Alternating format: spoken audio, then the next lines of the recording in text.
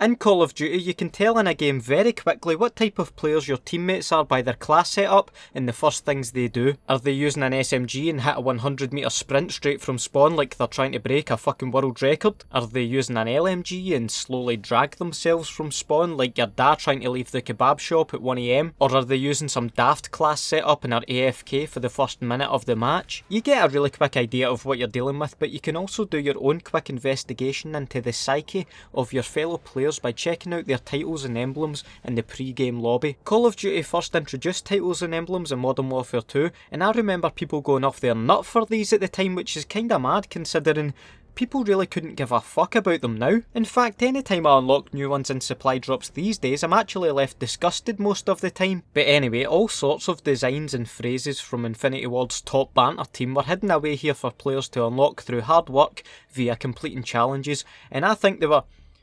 Wait, hold on. What? Really? Oh, sorry folks, some breaking news here. Apparently people boosted for these titles and emblems in Modern Warfare 2, which is shocking if true. More news at 10. Plenty of options to choose from. I quite like these dice emblems, which if I recall correctly did require a lot of luck to unlock. You've got your stoner pun titles obviously, and it also goes without saying some half-naked women titles had to be included. Flag titles for all the people desperate to let everyone know where they come from.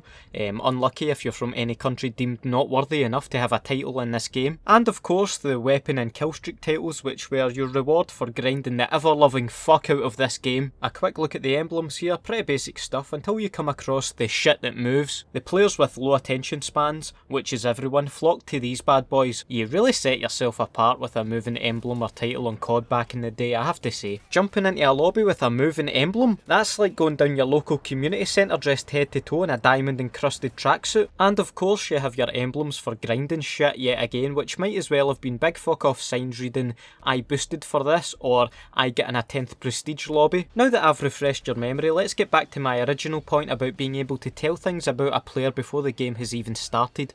I'll run you through a few examples before going out into the wild. My current title, Rainmaker, says to people that I like to make it rain death or rain kill streaks. Will I do that? Probably not, but it certainly lets people know my intentions, and my emblem, well, it spins, so slap that shit on. Something generic like this just screams noob to me. If you don't care about your call sign, how can you care about your in-game performance? This player could very well be Snoop Doggy Dogg for all we know. The title is enough, but to double that up with the leaf just screams chronic stoner. 0.6 KD player max. 1000 headshots with an obscure gun. Either the most outrageous player you've ever seen or just your average booster.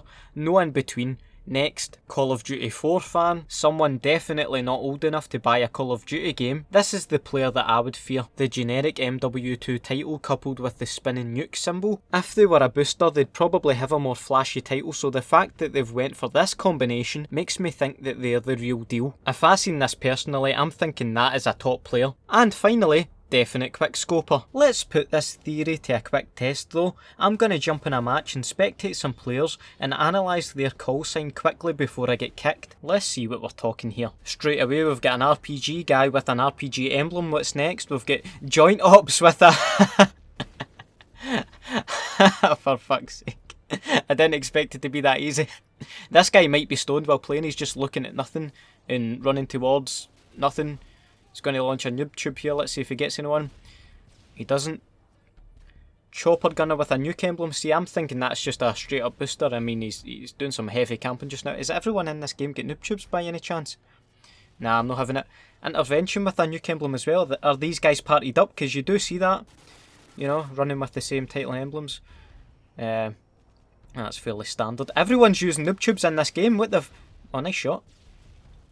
Back to old school, yet with the RPG title and using an RPG. It's fairly standard. Oh, and I'm being kicked. As you can see with this conclusive evidence, the phrase "never judge a book by its cover" is thrown out the window when it comes to judging players by their call sign, especially when it comes to people with weed related titles or emblems. We might as well have a look at Modern Warfare 3's options, as they are pretty similar for the most part. In fact, Infinity Ward actually put more effort into the design of the weed titles this time around. If only I could have got into some hacked lobby to unlock all of these. That's a shame. And once more, let's hop into a game and see what observations we can make. Hold on a minute, before we do anything, that person has to be muted. Now, let's see what we're talking here. We've got a fucking new guy, Froggy the Para, who's got the clan tag camp, and he's doing a bit of camping just now. Wait, what the fuck is this guy doing? Is he a FNG?